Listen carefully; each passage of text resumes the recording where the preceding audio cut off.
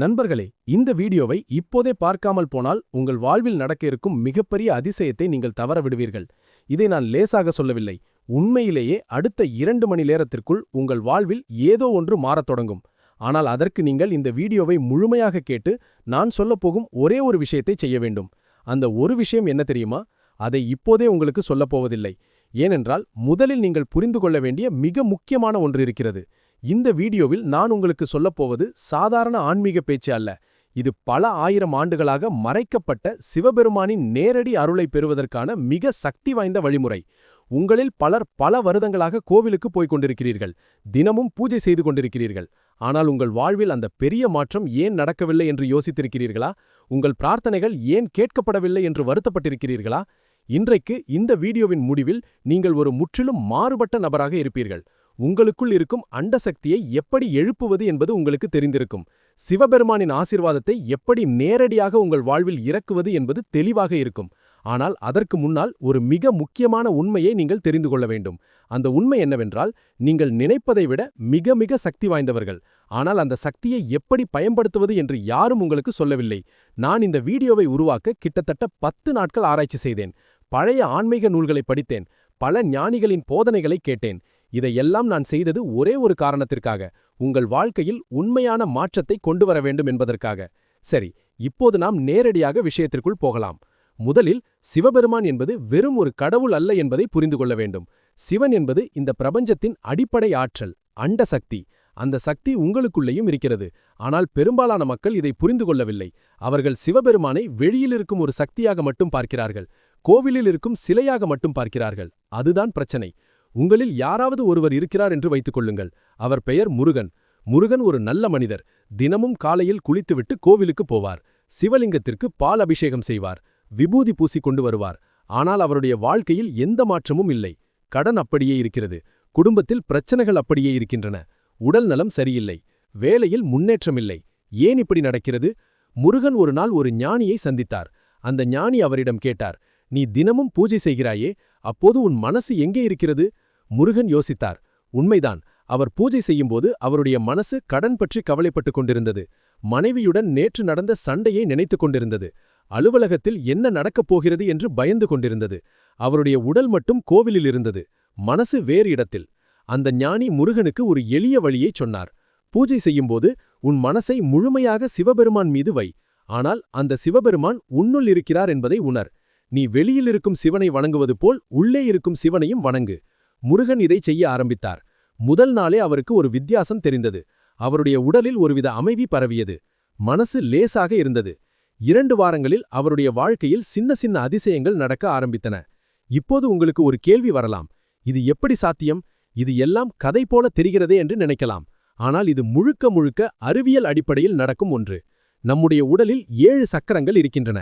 இந்த சக்கரங்கள் ஆற்றல் மையங்கள். அவை சரியாக இயங்கும்போது நம்முடைய வாழ்க்கை சரியாக இயங்குகிறது. அவை தடைப்பட்டிருக்கும்போது நம் வாழ்க்கையில் பிரச்சனைகள் வருகின்றன. சிவபெருமானின் தியானம் இந்த சக்கரங்களை சுத்தம் செய்கிறது, ஆற்றலை சீராக்குகிறது. இதற்கு நீங்கள் எந்த விஞ்ஞானியையும் கேட்கலாம். இன்றைக்கு உலகம் முழுவதும் ஆராய்ச்சியாளர்கள் தியானத்தின் சக்தியை ஆய்வு செய்து கொண்டிருக்கிறார்கள். அவர்கள் கண்டுபிடித்தது என்ன தெரியுமா? தியானம் செய்யும்போது நம் மூளையின் அலைகள் மாறுகின்றன. ஆல்பா அலைகள் அதிகரிக்கின்றன. இது அமைதியையும் படைப்பாற்றலையும் தெளிவையும் கொடுக்கிறது. ஆனால் வெறும் தியானம் மட்டும் போதாது. நீங்கள் உங்களுக்குள் இருக்கும் தெய்வீக சக்தியை நம்ப வேண்டும், அதை உணர வேண்டும். பலர் இதைத்தான் செய்வதில்லை.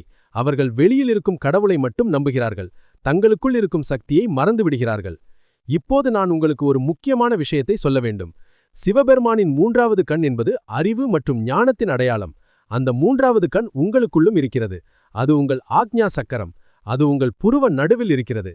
இந்த சக்கரம் திறந்தால் உங்களுக்கு எதிர்காலத்தை பார்க்கும் திறன் வரும், சரியான முடிவுகளை எடுக்கும் ஆற்றல் வரும், வாழ்க்கையின் உண்மையை புரிந்து கொள்ளும் ஞானம் வரும். நான் ஒரு பெண்மணியை அறிவேன். அவர் பெயர் லக்ஷ்மி. லக்ஷ்மிக்கு வாழ்க்கையில் பல பிரச்சனைகள் இருந்தது. குழந்தைகள் படிப்பில் சரியில்லை, கணவர் வேலையில் பிரச்சனை, வீட்டில் நிம்மதியில்லை. அவர் ஒரு நாள் ஒரு விஷயத்தை செய்ய முடிவு செய்தார். தினமும் காலை 4 மணிக்கு எழுந்து சிவபெருமானை தியானிக்க ஆரம்பித்தார். ஆனால் சாதாரண தியானம் இல்லை. அவர் தன் ஆக்ஞா சக்கரத்தில் கவனத்தை செலுத்தினார். சிவபெருமானின் 3வது கண்ணை கற்பனை செய்தார். தன் புருவ நடுவில் ஒரு நீல நிற ஒளி வருவதை உணர்ந்தார். முதல் வாரம் ஒன்றும் நடக்கவில்லை. அவருக்கு சந்தேகம் வந்தது, இது எல்லாம் வேலை செய்யுமா என்று. ஆனால் அவர் தொடர்ந்தார். 2வது வாரத்தில் ஒரு விசித்திரமான அனுபவம் நடந்தது. தியானத்தின் போது அவருக்கு திடீரென்று தெளிவு வந்தது. தன் குழந்தைகளை எப்படி கையாள வேண்டும் என்பது புரிந்தது. கணவரோடு எப்படி பேச வேண்டும் என்பது தெளிவாக இருந்தது. வீட்டை சுத்தமாக நேர்த்தியாக வைத்தார். என்ன நடந்தது தெரியுமா? 3 மாதங்களில் அவருடைய வீட்டில் முழு மாற்றம். குழந்தைகள் படிப்பில் முன்னேறினார்கள். கணவருக்கு வேலையில் பதவி உயர்வு கிடைத்தது. வீட்டில் நிம்மதி நிறைந்தது. இது அதிசயமா? இல்லை. இது விதியா? இல்லை. இது சிவபெருமானின் நேரடி அருளா? ஆவாம். ஆனால் அந்த அருள் எப்படி வேலை செய்கிறது? லக்ஷ்மியின் ஆக்ஞா சக்கரம் திறந்தபோது அவருடைய மனசு தெளிவானது. அந்த தெளிவு அவருக்கு சரியான முடிவுகளை எடுக்க உதவியது. சரியான முடிவுகள் சரியான செயல்களை உருவாக்கின. சரியான செயல்கள் சரியான பலன்களை கொடுத்தன. இது ஒரு சங்கிலி போன்றது. ஆனால் இதை புரிந்து கொள்ளாத பலர் சிவபெருமான் தங்களுக்கு அருள் செய்யவில்லை என்று புறம்புகிறார்கள். உண்மையில் சிவபெருமான் எப்போதும் அருள் செய்து கொண்டுதான் இருக்கிறார். அந்த அருளை பெற நமக்குள் இருக்கும் சக்தி மையங்களை திறக்க வேண்டும். அதுதான் தியானம். அதுதான் ஆன்மீக பயிற்சி. இப்போது நீங்கள் யோசிக்கலாம், நான் எப்படி என் ஆக்ஞா சக்கரத்தை திறப்பது? இது கடினமான ஒன்றா? நான் உங்களுக்கு சொல்கிறேன், இது மிக எளிதானது. ஆனால் தினசரி பயிற்சி தேவை. ஒரு நாளில் இது நடக்காது. ஆனால் நீங்கள் உண்மையாக முயற்சி செய்தால் 2 வாரங்களில் முதல் மாற்றங்களை உணரலாம். முதலில் ஒரு அமைதியான இடத்தை தேர்ந்தெடுங்கள். காலை நேரம் மிகச் சிறந்தது. சூரியன் உதிக்கும் முன். அந்த நேரத்தில் இயற்கையின் ஆற்றல் மிக அதிகமாக இருக்கும். நீங்கள் வசதியாக உட்காருங்கள். முதுகை நேராக வைத்துக் கொள்ளுங்கள். இது முக்கியம். முதுகு நேராக இருந்தால் ஆற்றல் சுழுமுனை நாடி வழியாக சுலபமாக பயணிக்கும். உங்கள் கண்களை மூடுங்கள். ஆழ்ந்து மூச்சு விடுங்கள். 3 முறை ஆழ்ந்த மூச்சு. உள்ளே இழுக்கும்போது சக்தியை உள்ளே எடுத்துக்கொள்வது போல் கற்பனை செய்யுங்கள். வெளியே விடும்போது உங்கள் பதட்டத்தையும் கவலையையும் வெளியேற்றுவது போல் நினைக்கவும். இப்போது உங்கள் கவனத்தை புருவ நடுவில் செலுத்துங்கள். அங்கே ஒரு சிறிய ஒளி இருப்பதை கற்பனை செய்யுங்கள். அந்த ஒளி நீல நிறம். மெதுவாக அது பெரிதாகிறது. அது ஒளிர்கிறது. அந்த ஒளியின் மையத்தில் சிவபெருமானின் 3வது கண்ணை பாருங்கள். அது மெதுவாக திறக்கிறது. அதிலிருந்து ஒரு தெய்வீக சக்தி உங்கள் முழு உடலுக்கும் பரவுகிறது. இந்த நிலையில் குறைந்தது 10 நிமிடம் இருங்கள். முதலில் உங்கள் மனசு அலைப்பாயும். கவலைகள் வரும். எண்ணங்கள் வரும். பரவாயில்லை, அவற்றை வரவிடுங்கள். ஆனால் அவற்றை பின்தொடராதீங்கள். மீண்டும் உங்கள் கவனத்தை புருவ நடுவுக்கு கொண்டு வாருங்கள். மீண்டும் அந்த நீல ஒளியை பாருங்கள். மீண்டும் சிவபெருமானின் கண்ணை உணருங்கள். நாட்கள் செல்ல செல்ல இந்த பயிற்சி எளிதாகும். உங்கள் மனசு அமைதியாகும். உங்கள் கவனம் கூர்மையாகும். உங்கள் முடிவுகள் தெளிவாகும். உங்கள் வாழ்க்கை மாறும். இது ஒரு வாக்குறுதி இல்லை. இது ஆயிரக்கணக்கான மக்கள் அனுபவித்த உண்மை. ஆனால் ஆக்ஞா சக்கரம் மட்டும் போதாது. நமக்கு 7 சக்கரங்கள் இருக்கின்றன. அவை அனைத்தும் சீராக இயங்க வேண்டும். முதல் சக்கரம் மூலாதார சக்கரம். இது உங்கள் முதுகெலும்பின் அடிப்பகுதியில் இருக்கிறது. இது உங்கள் பாதுகாப்பு, உணவு, வீடு, அடிப்படை தேவைகள் இவற்றுடன் தொடர்புடையது. இந்த சக்கரம் சீராக இல்லாவிட்டால் நீங்கள் எப்போதும் பயத்தில் வாழ்வீர்கள். என்ன நடக்குமோ என்ற கவலை இருக்கும். 2வது சக்கரம் சுவாதிஷ்டான சக்கரம். இது உங்கள் தொப்புளுக்கு கீழே இருக்கிறது. இது உறவுகள், படைப்பாற்றல், இன்பம் இவற்றுடன் தொடர்புடையது. இந்த சக்கரம் தடைப்பட்டால் உறவுகளில் பிரச்சனை வரும். எந்த விஷயத்திலும் மகிழ்ச்சி இருக்காது. 3வது சக்கரம் மணிபூரக சக்கரம். இது உங்கள் தொப்புளில் இருக்கிறது. இது உங்கள் சுயமரியாதை, தன்னம்பிக்கை, சக்தி இவற்றுடன் தொடர்புடையது. இந்த சக்கரம் பலவீனமாக இருந்தால் எந்த முடிவும் எடுக்க முடியாது. எப்போதும் மற்றவர்களை சார்ந்திருக்கீர்கள். 4வது சக்கரம் அநாகத சக்கரம். இது உங்கள் இதயத்தில் இருக்கிறது. இது அன்பு, கருணை, மன்னிப்பு இவற்றுடன் தொடர்புடையது. இந்த சக்கரம் மூடியிருந்தால் நீங்கள் யாரையும் நேசிக்க முடியாது. யாரையும் மன்னிக்க முடியாது. உங்கள் இதயம் கல் போல கடினமாக இருக்கும். 5வது சக்கரம் விசுத்தி சக்கரம். இது உங்கள் தொண்டையில் இருக்கிறது. இது தொடர்பு, வெளிப்பாடு, உண்மை இவற்றுடன் தொடர்புடையது. இந்த சக்கரம் தடைப்பட்டால் நீங்கள் உங்கள் எண்ணங்களை சரியாக வெளிப்படுத்த முடியாது. பேசும்போது தடுமாறுவீர்கள். 6வது சக்கரம் நான் முன்பு சொன்ன ஆக்ஞா சக்கரம். இது உங்கள் புருவ நடுவில் இருக்கிறது. இது உள்ளுணர்வு, ஞானம், தெளிவு இவற்றுடன் தொடர்புடையது. 7வது சக்கரம் சகசிரார சக்கரம். இது உங்கள் தலையின் உச்சியில் இருக்கிறது. இது பரமாத்மாவுடன் உங்களை இணைக்கிறது. இது ஆன்மீக விழிப்புணர்வு, முக்தி, மோக்ஷம் இவற்றுடன் தொடர்புடையது. இந்த 7 சக்கரங்களும் சீராக இயங்கினால் நீங்கள் ஒரு முழுமையான மனிதர். உங்கள் வாழ்க்கை முழுமையானது. ஆனால் பெரும்பாலான மக்களுக்கு இந்த சக்கரங்கள் தடைப்பட்டிருக்கின்றன. அதனால் அவர்கள் பாதியாக வாழ்கிறார்கள். முழு திறமையை பயன்படுத்துவதில்லை. இப்போது ஒரு முக்கியமான கேள்வி. இந்த சக்கரங்களை எப்படி சுத்தம் செய்வது? எப்படி திறப்பது? இதற்கு சிவபெருமான் நமக்கு கொடுத்த மிக சக்தி வாய்ந்த கருவி என்ன தெரியுமா? மந்திரம். ஓம் நம சிவாய என்ற மந்திரம் மிக பழமையானது, மிக சக்தி வாய்ந்தது. இந்த மந்திரத்தில் 5 எழுத்துக்கள் இருக்கின்றன. ந, ம, சி, வ, ய. ஒவ்வொரு எழுத்தும் ஒரு தனி சக்தியை குறிக்கிறது. ஒவ்வொரு எழுத்தும் ஒரு தனி அதிர்வை உருவாக்குகிறது. இந்த அதிர்வுகள் உங்கள் சக்கரங்களை சுத்தம் செய்கின்றன. நான் ஒரு நபரை அறிவேன். அவர் பெயர் கிருஷ்ணன். கிருஷ்ணனுக்கு மிகப்பெரிய நோய் இருந்தது. வயிற்றில் கட்டி. மருத்துவர்கள் அறுவை சிகிச்சை செய்ய வேண்டும் என்றார்கள். ஆனால் அதற்கு முன் கிருஷ்ணன் ஒரு முயற்சி செய்ய முடிவு செய்தார். தினமும் காலையில் ஓம் நமசிவாய என்று 108 முறை சொல்ல ஆரம்பித்தார். சொல்லும்போது ஒவ்வொரு எழுத்தையும் தனித்தனியாக உச்சரித்தார். அந்த எழுத்துக்களின் அதிர்வை உணர்ந்தார். 3 மாதங்கள் கழித்து அவர் மருத்துவரிடம் மறுபரிசோதனைக்கு சென்றார். மருத்துவர் அதிர்ச்சியில் உறைந்து போனார். கட்டி சுருங்கியிருந்தது. அரைவாசி அளவுக்கு குறைந்திருந்தது. மேலும் 3 மாதங்கள் கிருஷ்ணன் தொடர்ந்தார். அடுத்த பரிசோதனையில் கட்டி முழுவதுமாக மறைந்திருந்தது. மருத்துவர் இதை நம்ப முடியவில்லை. ஆனால் அது நடந்தது. இது எப்படி சாத்தியம்? மந்திரங்களின் அதிர்வு உங்கள் உடலில் ஒரு சிகிச்சை சக்தியை உருவாக்குகிறது.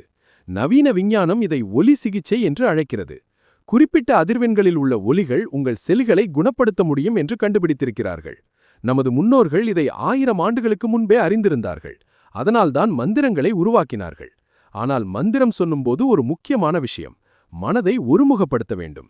வெறுமனை கிளியைப் போல சொன்னால் பயனில்லை. ஒவ்வொரு எழுத்தையும் உணர்ச்சியுடன், பக்தியுடன், முழு கவனத்துடன் சொல்ல வேண்டும். அப்போதுதான் அதன் முழு சக்தியும் வெளிப்படும்.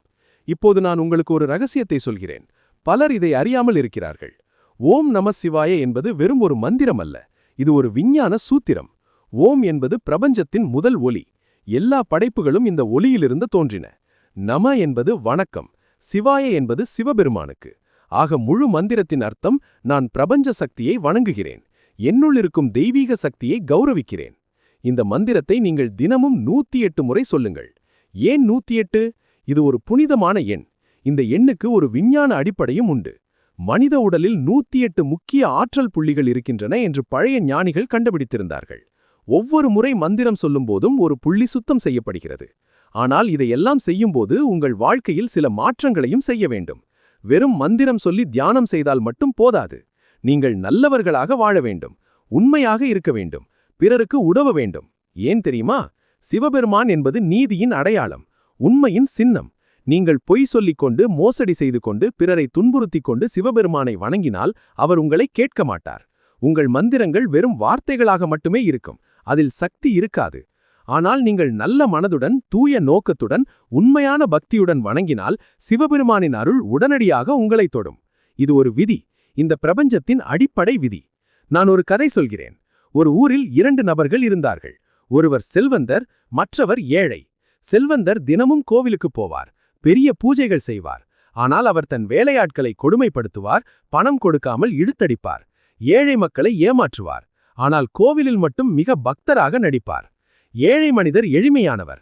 அவருக்கு கோவிலுக்கு போக நேரமில்லை. ஆனால் தினமும் காலையில் சூரியனை பார்த்து, சிவபெருமானே, இன்று எனக்கு கிடைக்கும் உணவையும் வேலையையும் கொடுத்ததற்கு நன்றி என்று சொல்வார். அவர் யாரிடமும் பொய் சொல்ல மாட்டார். தன் சிறு வருமானத்திலிருந்து கூட ஏழைகளுக்கு உதவுவார். ஒரு நாள் ஊரில் பெரிய வறட்சி வந்தது. பயிர்கள் வாடின, கிணறுகள் வற்றின.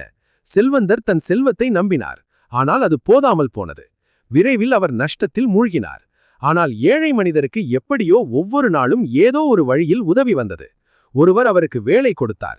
இன்னொருவர் உணவு கொடுத்தார். அவர் கஷ்டப்பட்டாலும் முழுமையாக அழியவில்லை. வறட்சி முடிந்த பிறகு செல்வந்தர் ஒரு ஞானியிடம் சென்றார். நான் தினமும் கோவிலுக்கு போகிறேன், பூஜை செய்கிறேன். ஆனால் சிவபெருமான் எனக்கு ஏன் அருள் செய்யவில்லை? இந்த ஏழைக்கு எப்படி உதவி வந்தது என்று கேட்டார். ஞானி சொன்னார், சிவபெருமான் உன் பூஜைகளை பார்க்கவில்லை, உன் இதயத்தை பார்த்தார். உன் இதயம் கருப்பாக இருந்தது. பொய், ஏமாற்றம், கொடுமை நிறைந்திருந்தது. அதனால் உன் பூஜைகள் வெறும் நாடகமாக இருந்தன. ஆனால் அந்த ஏழை எந்த பூஜையும் செய்யவில்லை. ஆனால் அவர் தூய இதயத்துடன், நன்றியுடன், அன்புடன் வாழ்ந்தார். அதனால் சிவபெருமானின் அருள் எப்போதும் அவருடன் இருந்தது. இந்த கதையிலிருந்து என்ன தெரிகிறது? உங்கள் வெளிப்புற செயல்கள் முக்கியமல்ல, உங்கள் உள் நோக்கம்தான் முக்கியம். உங்கள் இதயத்தின் தூய்மைதான் முக்கியம். நீங்கள் எவ்வளவு பெரிய பூஜை செய்தாலும் உங்கள் இதயம் தூய்மையாக இல்லாவிட்டால் அது பயனற்றது. ஆக சிவபெருமானின் அருளை பெற முதலில் உங்கள் இதயத்தை சுத்தம் செய்யுங்கள். எப்படி? மன்னியுங்கள். உங்களை காயப்படுத்தியவர்களை மன்னியுங்கள். நீங்கள் காயப்படுத்தியவர்களிடம் மன்னிப்பு கேளுங்கள். கோபத்தை விடுங்கள். வெறுப்பை விடுங்கள். பொறாமையை விடுங்கள்.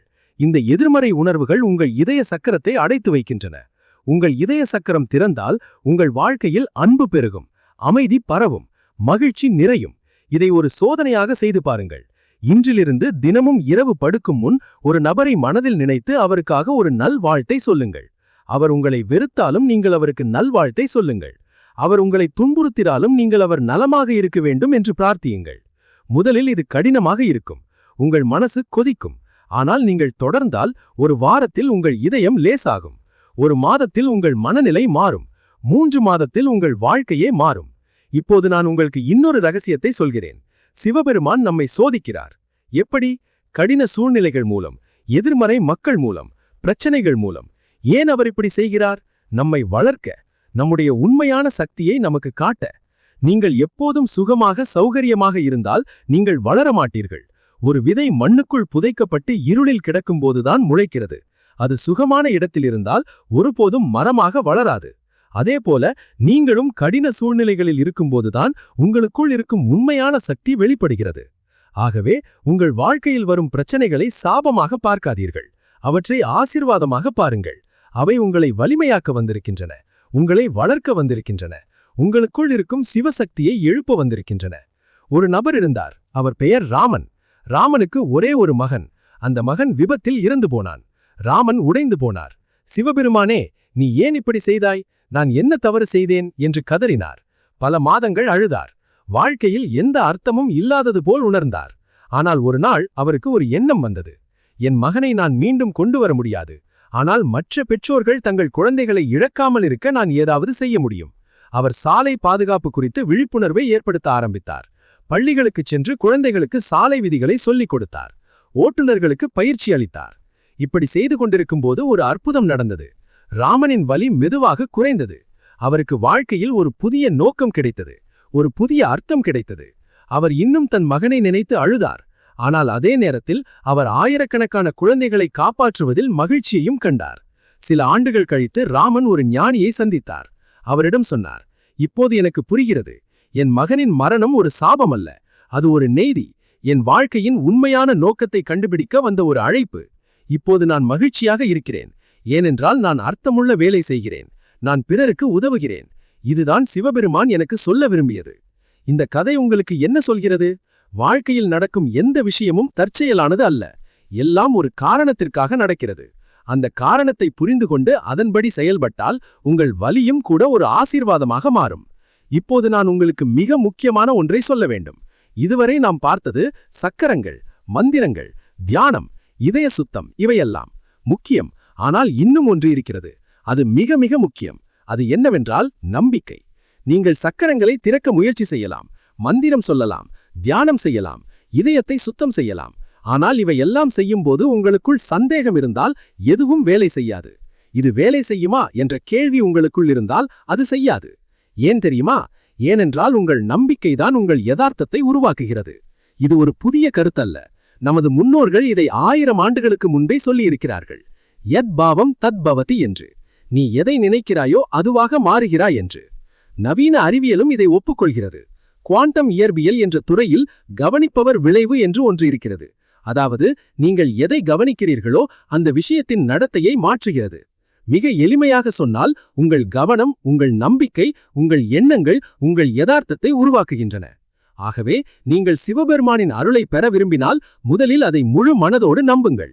சந்தேகிக்காதீர்கள். இது நடக்கும் என்று உறுதியாக நம்புங்கள். உங்களுக்குள் இருக்கும் தெய்வீக சக்தியை நம்புங்கள். சிவபெருமான் எப்போதும் உங்களுடன் இருக்கிறார் என்று நம்புங்கள். ஒரு சிறு பெண் இருந்தாள். அவள் பெயர் கவிதா. கவிதாவின் குடும்பம் மிக ஏழையாக இருந்தது. அவளுடைய தந்தை ஒரு சிறு தொழிலாளி. தாய் வீட்டு வேலை செய்து கூலி வாங்குவார். கவிதாவுக்கு படிக்க வேண்டுமென்ற ஆசை, ஆனால் பணம் இல்லை. ஒரு நாள் கவிதா சிவன் கோவிலுக்கு சென்றாள். சிவலிங்கத்தின் முன் நின்றாள். சிவபெருமானே, எனக்கு படிக்க உதவி செய்யுங்கள் என்று பிரார்த்தித்தாள். ஆனால் அது ஒரு சாதாரண பிரார்த்தனை அல்ல. அவள் உண்மையிலேயே நம்பினாள். அவளுக்குள் எந்த சந்தேகமும் இல்லை. சிவபெருமான் நிச்சயமாக உதவுவார் என்று முழு நம்பிக்கையுடன் இருந்தாள். அன்று முதல் கவிதா ஒவ்வொரு நாளும் கடினமாக படித்தாள், வாய்ப்புகளை தேடினாள், உதவித்தொகைகளுக்கு விண்ணப்பித்தாள். அவள் ஒருபோதும் நம்பிக்கையை இழக்கவில்லை.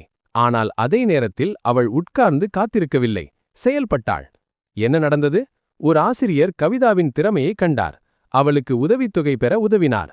கவிதா மேல் படிப்பு படித்தாள், நல்ல வேலை பெற்றாள். இன்றைக்கு அவள் தன் குடும்பத்தை பார்த்துக் கொள்கிறாள், மேலும் ஏழை மாணவர்களுக்கு உதவுகிறாள்.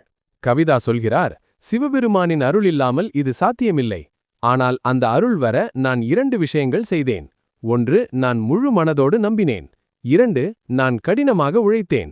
நம்பிக்கை மற்றும் செயல். இந்த இரண்டும் சேர்ந்தால் அதிசயங்கள் நடக்கும். இப்போது உங்களில் பலருக்கு ஒரு கேள்வி இருக்கலாம். நான் எல்லாம் செய்கிறேன், ஆனால் எனக்கு எப்போது பலன் கிடைக்கும்? இது ஒரு முக்கியமான கேள்வி. பதில் என்னவென்றால் பொறுமை. பிரபஞ்சத்திற்கு அதன் சொந்த நேரம் இருக்கிறது. நீங்கள் விதை விதைத்தவுடன் அடுத்த நாள் மரம் வளராது. அதற்கு நேரமாகும். அதேபோல் நீங்கள் தியானம் செய்ததும் மந்திரம் சொன்னதும் உடனே பலன் கிடைக்காது. ஆனால் அது நிச்சயமாக கிடைக்கும். நீங்கள் தொடர்ந்தால், பொறுமையாயிருந்தால் சரியான நேரத்தில் பலன் வரும். ஒரு விவசாயி இருந்தார். அவர் நெல் விதைத்தார். ஒவ்வொரு நாளும் வயலுக்கு சென்று பார்த்தார். ஏன் இன்னும் முளைக்கவில்லை என்று கவலைப்பட்டார். ஏன் இன்னும் வளரவில்லை என்று பதட்டப்பட்டார். ஒரு நாள் பொறுமை இழந்து மண்ணை தோண்டி விதைகளை பார்த்தார். அவை முளைக்க ஆரம்பித்திருந்தன. ஆனால் அவர் தோண்டியதால் அவை சேதமானான். இந்த விவசாயி தன் பொறுமையின்மையால் தன் விளைச்சலை நாசம் செய்து கொண்டார். நீங்களும் இப்படி செய்யாதீர்கள். நீங்கள் நல்ல விதைகளை விதைத்திருக்கிறீர்கள். தியானம், மந்திரம், நல்ல செயல்கள், இவை எல்லாம் விதைகள். அவை முளைக்கும், வளரும், பலன் தரும். ஆனால் அதற்கு நேரம் கொடுங்கள். சரி, இப்போது நாம் கிட்டத்தட்ட பாதியை கடந்துவிட்டோம். இந்த இடத்தில் நீங்கள் யோசிக்கலாம், இதையெல்லாம் செய்வது சாத்தியமா? என் பிஸியான வாழ்க்கையில் எப்படி இதற்கெல்லாம் நேரம் கண்டுபிடிப்பது? நான் உங்களுக்கு சொல்கிறேன், இது மிக எளிது. காலையில் 10 நிமிடங்கள் முன்னதாக எழுங்கள். அந்த 10 நிமிடங்களில் தியானம் செய்யுங்கள். மந்திரம் சொல்லுங்கள். இரவு படுக்கும் முன் 5 நிமிடங்கள் எடுத்துக்கொள்ளுங்கள். அன்று நடந்த நல்ல விஷயங்களுக்கு நன்றி சொல்லுங்கள். யாரையாவது மனதில் நினைத்து நல்வாழ்த்து சொல்லுங்கள். மொத்தம் 15 நிமிடங்கள். இது உங்களால் செய்ய முடியாதா? ஆனால் இங்கே ஒரு பிரச்சனை இருக்கிறது. பலர் இதை ஆரம்பிக்கிறார்கள், ஒரு வாரம் செய்கிறார்கள், பிறகு நிறுத்திவிடுகிறார்கள். ஏன்? ஏனென்றால் அவர்களுக்கு உடனடி பலன் தெரியவில்லை. அவர்கள் விரைவான மாற்றத்தை எதிர்பார்க்கிறார்கள். ஆனால் ஆன்மீக வளர்ச்சி மெதுவானது, ஆனால் நிலையானது. நீங்கள் ஜிம்முக்கு போனால் ஒரு நாளில் தசைகள் வளர்ந்து விடுமா? இல்லை. ஆனால் தினமும் சென்றால் 3 மாதங்களில் மாற்றம் தெரியும். அதேபோல்தான் ஆன்மீக பயிற்சியும். தினமும் சிறிது நேரம் செலவிட்டால் விரைவில் மாற்றம் தெரியும். இப்போது நான் உங்களுக்கு ஒரு சக்தி வாய்ந்த நுட்பத்தை சொல்கிறேன். இது மிக எளிதானது, ஆனால் மிக சக்தி வாய்ந்தது. இதை நிச்சயம் செய்து பாருங்கள். தினமும் காலையில் எழுந்ததும் கண்ணாடியில் உங்களை பாருங்கள். உங்கள் கண்களை பாருங்கள். உங்களிடமே சொல்லுங்கள், நான் சக்தி வாய்ந்தவன். என்னுள் சிவசக்தி இருக்கிறது. இன்று என்னால் அற்புதமாக இருக்கும். நான் எதையும் சாதிக்க முடியும். இதை 1 மாதம் தொடர்ந்து செய்யுங்கள். உங்கள் தன்னம்பிக்கை அதிகரிக்கும். உங்கள் மன ஆற்றல் வலுப்படும். உங்கள் நாள் உண்மையிலேயே சிறப்பாக இருக்கும். ஏன்? ஏனென்றால் நீங்கள் உங்கள் மூளைக்கு நேர்மறை செய்திகளை அனுப்புகிறீர்கள். உங்கள் மூளை அதை நம்புகிறது. அதன்படி செயல்படுகிறது. ஆனால் பல பேர் என்ன செய்கிறார்கள்?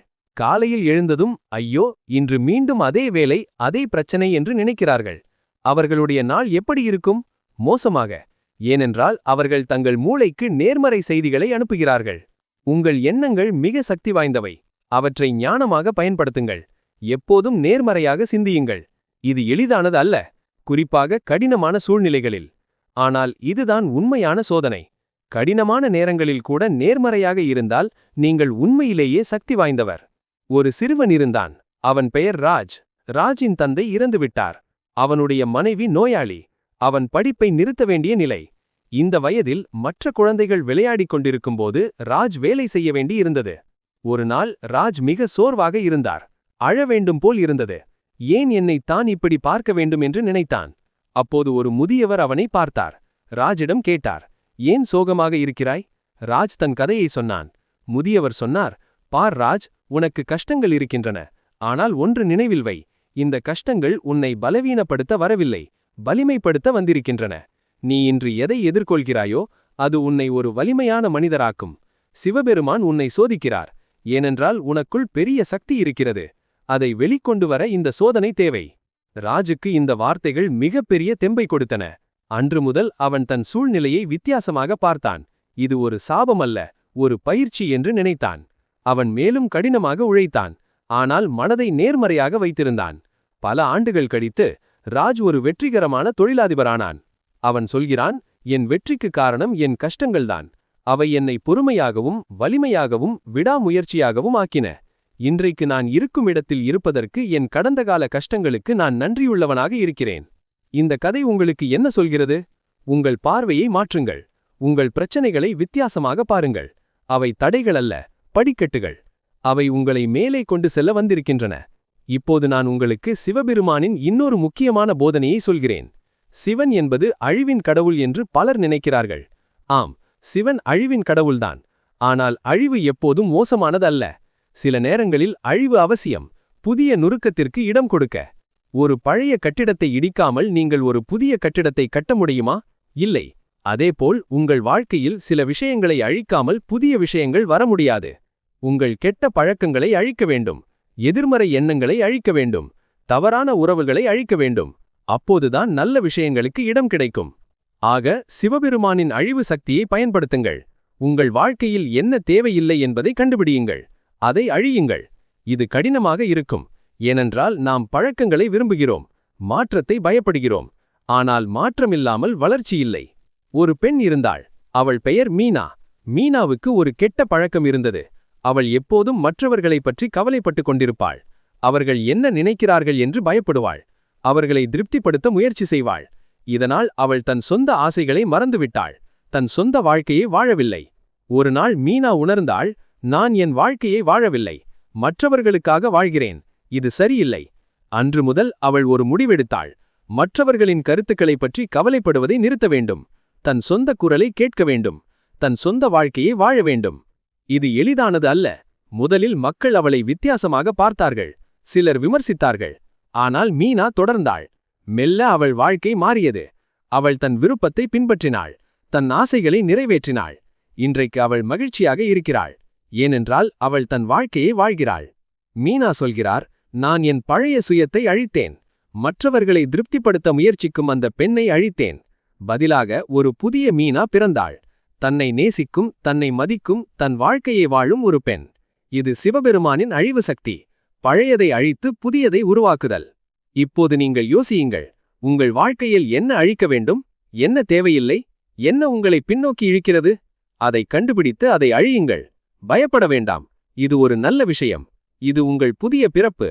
சரி, இப்போது நாம் ஒரு முக்கியமான கேள்விக்கு வருகிறோம்.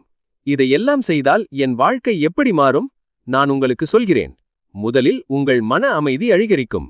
நீங்கள் எப்போதும் கவலையாக, பயத்தில் இருக்க மாட்டீர்கள். உங்கள் மனசு அமைதியாக இருக்கும்.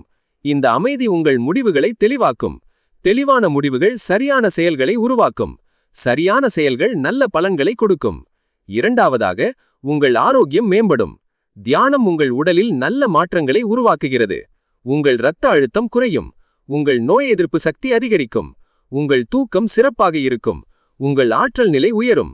மூன்றாவதாக, உங்கள் உறவுகள் மேம்படும். நீங்கள் உங்கள் இருதய சக்கரத்தை திறந்தால் நீங்கள் அன்பாக, இரக்கமாக இருப்பீர்கள். மற்றவர்களை புரிந்துகொள்வீர்கள், மன்னிப்பீர்கள். இதனால் உங்கள் குடும்ப உறவுகள் வலுப்படும். நண்பர்களுடன் நல்ல உறவு இருக்கும். வேலையில் கூட நல்ல உறவுகள் இருக்கும். நான்காவதாக, உங்கள் செல்வம் அதிகரிக்கும். இது எப்படி? நீங்கள் தெளிவான மனதுடன், நேர்மறை எண்ணங்களுடன் இருக்கும்போது நல்ல வாய்ப்புகளை பார்க்க முடியும். சரியான முடிவுகளை எடுக்க முடியும். கடினமாக உழைக்க முடியும். இதனால் உங்கள் வருமானம் அதிகரிக்கும். செல்வம் பெருகும். ஐந்தாவதாக, உங்கள் நோக்கம் தெளிவாகும். நீங்கள் ஏன் இந்த உலகில் இருக்கிறீர்கள்? உங்கள் வாழ்க்கையின் நோக்கம் என்ன? இந்த கேள்விகளுக்கு பதில் கிடைக்கும். நீங்கள் அர்த்தமுள்ள வாழ்க்கையை வாழ்வீர்கள். ஒவ்வொரு நாளும் நோக்கத்துடன் விழிப்பீர்கள். இவையெல்லாம் நான் சொல்லும் வாக்குறுதிகள் அல்ல. இவை ஆயிரக்கணக்கான மக்கள் அனுபவித்த உண்மைகள். சிவபெருமானின் பாதையில் நடந்தவர்கள் இந்த மாற்றங்களை கண்டிருக்கிறார்கள். ஆனால் இதற்கு ஒரு நிபந்தனை இருக்கிறது. நீங்கள் தொடர்ந்து செய்ய வேண்டும். ஒரு வாரம் செய்துவிட்டு நிறுத்தினால் பயனில்லை. ஒரு மாதம் செய்துவிட்டு மறந்தால் பயனில்லை. இது ஒரு வாழ்க்கை முறை. இதை உங்கள் தினசரி வாழ்க்கையின் ஒரு பகுதியாக்க வேண்டும். காலையில் பல் துலக்குவதைப் போல இதையும் ஒரு பழக்கமாக்க வேண்டும். எப்படி நீங்கள் பல் துலக்காமல் காலையை ஆரம்பிக்க மாட்டீர்களோ அதேபோல் தியானமில்லாமல் காலையை ஆரம்பிக்க கூடாது. இப்போது நான் உங்களுக்கு ஒரு எளிய வழிமுறையை தருகிறேன். இதை ஒரு மாதம் தொடர்ந்து செய்யுங்கள். உங்கள் வாழ்க்கையில் மாற்றம் கண்டிப்பாக தெரியும். காலையில் 4 அல்லது 5 மணிக்கு எழுங்கள். இது சக்தி வாய்ந்த நேரம். இயற்கையின் ஆற்றல் அதிகமாக இருக்கும். குளித்துவிட்டு சுத்தமான உடை அணியுங்கள். ஒரு அமைதியான இடத்தில் உட்காருங்கள். விளக்கேற்றுங்கள். தூபம் போடுங்கள். உங்கள் கண்களை மூடுங்கள். 3 ஆழ்ந்த மூச்செடுங்கள். உங்கள் உடலை ரிலாக்ஸ் செய்யுங்கள். இப்போது உங்கள் கவனத்தை புருவ நடுவுக்கு கொண்டு செல்லுங்கள். அங்கே ஒரு நீல ஒளியை கற்பனை செய்யுங்கள். அந்த ஒளியின் மையத்தில் சிவபெருமானின் 3வது கண்ணை பாருங்கள். இப்போது மெதுவாக ஓம் நமசிவாயே என்று சொல்ல ஆரம்பியுங்கள். ஒவ்வொரு எழுத்தையும் தெளிவாக உச்சரியுங்கள். அந்த எழுத்தின் அதிர்வை உணருங்கள். இதை 108 முறை சொல்லுங்கள். மாலை உபயோகித்தால் எளிதாக இருக்கும். மந்திரம் சொல்லி முடித்த பிறகு சில நிமிடங்கள் மௌனமாக உட்காருங்கள். உங்கள் உடலில் பரவும் ஆற்றலை உணருங்கள். பிறகு மெதுவாக கண்களை திறங்கள். இப்போது நன்றி சொல்லுங்கள். சிவபெருமானே, இன்னொரு நாளை எனக்கு கொடுத்ததற்கு நன்றி. என் வாழ்க்கையில் இருக்கும் நல்ல விஷயங்களுக்கு நன்றி. இன்று என்னை வழிநடத்தும் என்று சொல்லுங்கள். இதை தினமும் காலையில் செய்யுங்கள். இரவு படுக்கும் முன் 5 நிமிடம் எடுத்துக்கொண்டு அன்று நடந்த நல்ல விஷயங்களை நினைத்து பாருங்கள். அவற்றிற்கு நன்றி சொல்லுங்கள். யாரையாவது மனதில் நினைத்து அவர்களுக்கு நல்வாழ்த்து சொல்லுங்கள். பிறகு அமைதியாக தூங்குங்கள். இது மட்டுமே, இவ்வளவுதான். தினமும் காலையில் 15 நிமிடங்கள், இரவு 5 நிமிடங்கள், மொத்தம் 20 நிமிடங்கள். இந்த 20 நிமிடங்கள் உங்கள் வாழ்க்கையை மாற்றும், நம்புங்கள். ஆனால் நான் மீண்டும் சொல்கிறேன், தொடர்ச்சி முக்கியம். ஒரு நாள் விட்டு ஒரு நாள் செய்தால் பயனில்லை. தினமும் செய்ய வேண்டும். விடுமுறை நாட்களிலும் பண்டிகை நாட்களிலும் கூட இதை ஒரு பழக்கமாக்க வேண்டும். இப்போது சிலருக்கு ஒரு சந்தேகம் வரலாம். நான் இதையெல்லாம் செய்தால் சிவபெருமான் நிச்சயம் எனக்கு அருள் செய்வாரா? இந்த கேள்விக்கு பதில் ஆம், நிச்சயமாக. ஆனால் அந்த அருள் எப்படி வரும் என்பது உங்களுக்கு தெரியாது. சில நேரங்களில் அருள் ஒரு பெரிய அதிசயமாக வரலாம். திடீரென்று உங்கள் பிரச்சனை தீர்ந்து விடலாம். திடீரென்று ஒரு வாய்ப்பு வரலாம். திடீரென்று எல்லாம் சரியாகிவிடலாம். இது ஒரு வழி. ஆனால் பெரும்பாலும் அருள் மெதுவாக வரும். சிறிய சிறிய மாற்றங்களாக வரும். உங்கள் மனநிலை மாறும். உங்கள் பார்வை மாறும். உங்கள் செயல்கள் மாறும். இந்த மாற்றங்கள் பெரிய பலன்களை கொடுக்கும். இதுவும் அருள்தான். முக்கியமான விஷயம் என்னவென்றால், நீங்கள் பலனை எதிர்பார்த்து இதை செய்யக்கூடாது. நீங்கள் இதை செய்வது சிவபெருமான் மீதுள்ள அன்பினால், பக்தியால், நன்றியால். பலன் வரும், அது நிச்சயம். ஆனால் அது உங்கள் முதன்மை நோக்கமாக இருக்கக்கூடாது. ஒரு நபர் இருந்தார். அவர் தினமும் கோவிலுக்கு போவார். ஆனால் எப்போதும் ஏதாவது கேட்பார், எனக்கு இது வேண்டும், அது வேண்டும் என்று. ஒரு நாள் பூசாரி அவரிடம் கேட்டார், நீ எப்போதாவது சும்மா வந்து நன்றி சொன்னதுண்டா? உனக்கு இருப்பதற்கு நன்றி, உயிரோடு இருப்பதற்கு நன்றி என்று. அந்த நபர் யோசித்தார். இல்லை, நான் எப்போதும் கேட்கவே வந்தேன், நன்றி சொல்ல வரவில்லை. அன்று முதல் அவர் தன் பழக்கத்தை மாற்றினார். கோவிலுக்குச் சென்று முதலில் நன்றி சொன்னார். பிறகு மட்டும் அவருக்கு தேவையானதை கேட்டார். என்ன நடந்தது? அவருடைய பிரார்த்தனைகள் விரைவாக நிறைவேறின. ஏனென்றால் அவர் நன்றியுள்ள இருதயத்துடன் கேட்டார். நன்றி மிக சக்தி வாய்ந்தது. நீங்கள் நன்றியுடன் இருக்கும்போது பிரபஞ்சம் உங்களுக்கு மேலும் கொடுக்கிறது. நீங்கள் புகார் செய்து கொண்டிருந்தால் பிரபஞ்சம் உங்களிடமிருந்து பறிக்கிறது. இது ஒரு விதி. ஆகவே தினமும் நன்றி சொல்லுங்கள். காலையில் எழுந்ததும் நன்றி. உணவு கிடைத்ததற்கு நன்றி. வீடு இருப்பதற்கு நன்றி. குடும்பம் இருப்பதற்கு நன்றி.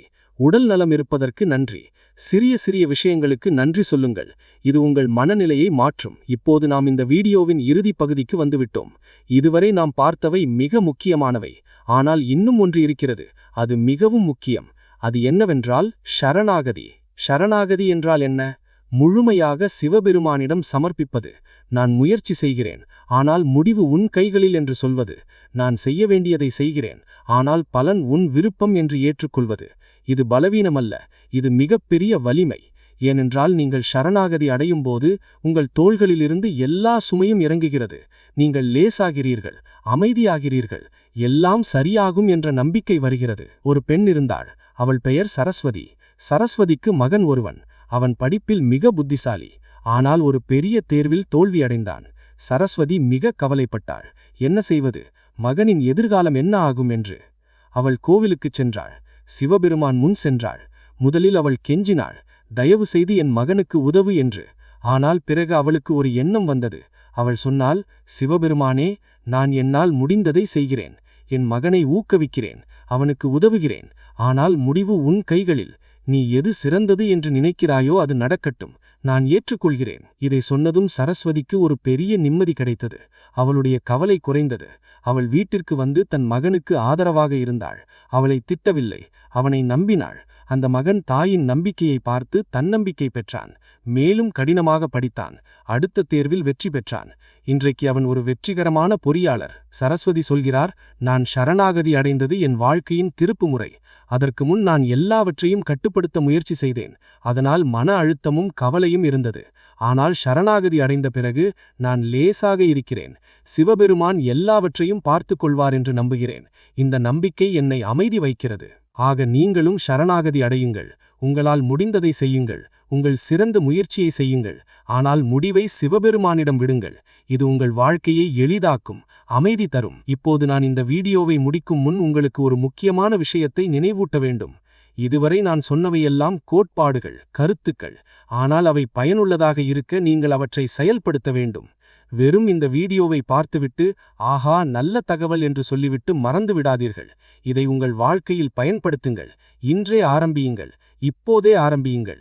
நாளை என்று சொல்லாதீர்கள். நாளை ஒருபோதும் வராது. இன்றுதான் உங்களிடம் இருக்கிறது. இப்போதுதான் உங்களிடம் இருக்கிறது. இதை பயன்படுத்துங்கள். இன்று இரவே படுக்கும் முன் 5 நிமிடம் எடுத்துக்கொள்ளுங்கள். அமைதியாக உட்காருங்கள். இன்று நடந்த நல்ல விஷயங்களுக்கு நன்றி சொல்லுங்கள். யாரையாவது மனதில் நினைத்து அவர்களுக்கு நல்வாழ்த்து சொல்லுங்கள். இவ்வளவுதான். இதை இன்றே செய்யுங்கள். நாளை காலை 10 நிமிடம் முன்னதாக எழுங்கள். தியானம் செய்யுங்கள். ஓம் நமசிவாய என்று சொல்லுங்கள். இதை நாளை செய்யுங்கள். இப்படி ஒவ்வொரு நாளும் செய்யுங்கள். ஒரு வாரத்தில் நீங்கள் வித்தியாசத்தை உணர்வீர்கள். ஒரு மாதத்தில் மாற்றம் தெரியும். 3 மாதத்தில் உங்கள் வாழ்க்கையே மாறும். இது என்னுடைய வாக்குறுதி. ஆனால் நினைவில் வைத்துக் கொள்ளுங்கள், இது ஒரு மந்திர தீர்வல்ல. இரவோடு இரவாக எல்லாம் மாறாது. ஆனால் படிப்படியாக நிச்சயமாக மாற்றம் வரும். நீங்கள் தொடர்ந்தால், பொறுமையாக இருந்தால், நம்பிக்கையுடன் இருந்தால் அதிசயங்கள் நடக்கும். சிவபெருமான் உங்களுக்குள் இருக்கிறார். அவருடைய சக்தி உங்களுக்குள் இருக்கிறது. அதை எழுப்புங்கள். அதை பயன்படுத்துங்கள். உங்கள் வாழ்க்கையை மாற்றுங்கள். நீங்கள் சக்தி வாய்ந்தவர்கள். நீங்கள் தெய்வீகமானவர்கள். நீங்கள் அற்புதமானவர்கள். இதை நம்புங்கள். இதை உணருங்கள். இதை வாழுங்கள். இந்த வீடியோ உங்களுக்கு பயனுள்ளதாக இருந்தால் தயவு செய்து லைக் செய்யுங்கள், ஷேர் செய்யுங்கள். உங்கள் நண்பர்களுக்கும் ஃபேமிலிக்கும் இந்த மெசேஜை பரப்புங்கள். அவர்களும் இந்த அறிவை பெற வேண்டும். அவர்களும் தங்கள் வாழ்க்கையை மாற்ற வேண்டும். எங்கள் சேனலை சப்ஸ்கிரைப் செய்யுங்கள். மணியையும் அழுத்துங்கள். எங்களுடைய அடுத்த வீடியோக்களை தவறவிடாதீர்கள். நாங்கள் தொடர்ந்து உங்களுக்கு மேலும் ஆன்மீக அறிவை, வாழ்க்கை மாற்றும் கருத்துக்களை கொடுத்து கொண்டிருப்போம். கீழே கமெண்ட் செய்து உங்கள் அனுபவங்களை பகிர்ந்து கொள்ளுங்கள். நீங்கள் இந்த வழிமுறைகளை பயன்படுத்தி என்ன மாற்றங்களை கண்டீர்கள் என்று எங்களுக்கு சொல்லுங்கள். உங்கள் கதைகள் மற்றவர்களுக்கு ஊக்கமாக இருக்கும். நான் இந்த வீடியோவை உருவாக்க நிறைய நேரம் எடுத்துக்கொண்டேன். ஏனென்றால் நான் உங்களுக்கு சிறந்ததை கொடுக்க விரும்பினேன். உண்மையான தகவல்களை, பயனுள்ள வழிமுறைகளை கொடுக்க விரும்பினேன். இது உங்கள் வாழ்க்கையில் ஒரு நேர்மறை மாற்றத்தை உண்டாக்கும் என்று நம்புகிறேன். இதை பார்த்ததற்கு மிக்க நன்றி. உங்கள் நேரத்தை எனக்கு கொடுத்ததற்கு நன்றி. உங்கள் நம்பிக்கையை எனக்கு தந்ததற்கு நன்றி. சிவபெருமான் உங்களை ஆசீர்வதிப்பாராக. அவருடைய அருள் உங்கள் மீது எப்போதும் இருக்கட்டும். உங்கள் வாழ்க்கை மகிழ்ச்சி, அமைதி, செல்வம், ஆரோக்கியம் நிறைந்ததாக இருக்கட்டும். ஓம் நமசிவாய. ஓம் நமசிவாய. ஓம் நமசிவாய. இறைவா, உன் அருள் பெருகட்டும். இந்த உலகில் அமைதி நிலவ வேண்டும். எல்லோரும் மகிழ்ச்சியாக இருக்க வேண்டும். எல்லோரும் ஆரோக்கியமாக இருக்க வேண்டும். எல்லோரும் செல்வச் செழிப்புடன் இருக்க வேண்டும். யாரும் துன்பப்படக்கூடாது. இந்த பிரார்த்தனையுடன் இந்த வீடியோவை முடிக்கிறேன். நீங்கள் அனைவரும் நலமாக இருக்க வேண்டும். உங்கள் குடும்பங்கள் நலமாக இருக்க வேண்டும். உங்கள் எல்லா கனவுகளும் நனவாக வேண்டும். மீண்டும் அடுத்த வீடியோவில் சந்திப்போம். அப்போது மேலும் சில அற்புதமான விஷயங்களை பகிர்ந்து கொள்வேன். உங்கள் வாழ்க்கையை மேலும் மேம்படுத்த உதவும் கருத்துக்களை கொடுப்பேன். அதுவரை நீங்கள் நலமாக இருங்கள், மகிழ்ச்சியாக இருங்கள். சிவபெருமானை நினைத்துக் கொண்டிருங்கள். உங்களுக்குள் இருக்கும் தெய்வீக சக்தியை உணருங்கள். ஓம் நமசிவாய. ஓம் நமசிவாய. ஓம் நமசிவாய. நன்றி, மிக்க நன்றி. அமைதி.